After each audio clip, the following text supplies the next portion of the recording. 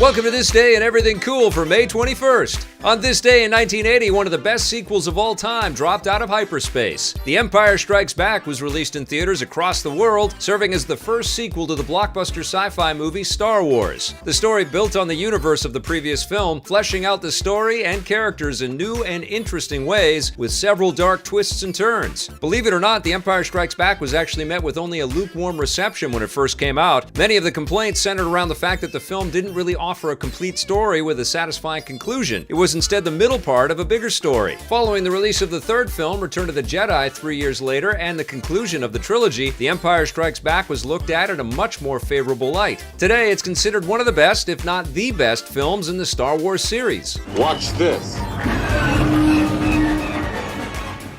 Classic films like The Empire Strikes Back should always be preserved. Speaking of which, on May 21st, 1908, the first film adaptation of Robert Louis Stevenson's novel, Dr. Jekyll and Mr. Hyde, debuted in movie houses across the US, becoming one of the first horror movies ever made. Like other films at the time, it was only on one reel, making it about 16 minutes long, and we'd love to show you footage, but we can't. All known prints were destroyed after its theatrical run ended, meaning that the film has been lost to history. Countless other early movies have also been lost, and the concept of film preservation didn't arise until a few decades later. Always save copies of your work.